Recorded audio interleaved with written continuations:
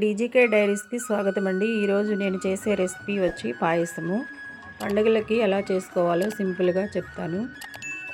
బియ్యము, సగ్గుబియ్యము, బెల్లము, జీడిపప్పు, కిస్మిస్, ఇలాచి తీసుకోవాలి. ముందుగా ఒక గిన్నె తీసుకొని దానిలో 2 కప్స్ వాటరు, 1/2 లీటర్ పాలు పోసి స్టవ్ వెలిగించి పాలు కాచుకుంటూ ఉండాలి. ఈ లోపల బియ్యము, సగ్గుబియ్యము వాష్ చేసి ఆ పాలల్లో వేసి మరిగించుకోవాలి. అవి మరుగుతున్నప్పుడు గరిటతో తిప్పుకుంటూ ఉండాలి. బియ్యము, సగ్గుబియ్యము ఉడికినాయండి. బెల్లము వేస్తున్నాను. తర్వాత అది అడుగంటకుండా గరిటతో తిప్పుకుంటూ కలయబెడుతూ ఉండాలి. ఈ లోపల డ్రై ఫ్రూట్స్, జీడిపప్పు వేయించుకోవాలి. కిస్మిస్ కూడా వేయించుకుని పాయసం రెడీ అయిన తర్వాత దానిలో 1 స్పూను ఇలాచీ పౌడర్ కూడా వేయాలి. నేను జీడిపప్పుతో పాటు గుమ్మడి గింజలు, పుచ్చగింజలు కూడా వేసానండి. అవి ఉంటే వేసుకోవచ్చు, లేకపోతే లేదు, మీ ఆప్షనల్. రెసిపీ రెడీ అయిందండి. స్టవ్ ఆఫ్ చేయాలి. సెకండ్ రెసిపీ వచ్చి గారెలు.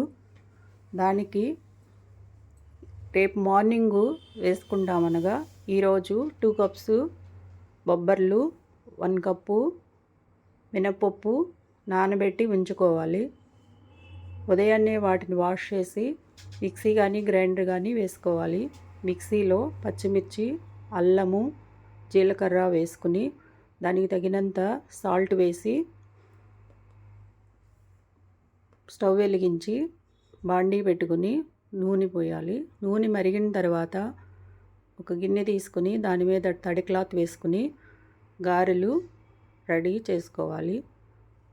క్లాత్ మీదే చేయాలని ఏమీ లేదండి, వచ్చిన వాళ్ళ చేతి మీద కూడా చేసుకుని వేయవచ్చు. గారెలు రెడీ అయిన తర్వాత వేరే బౌల్లోకి తీసుకోవాలి.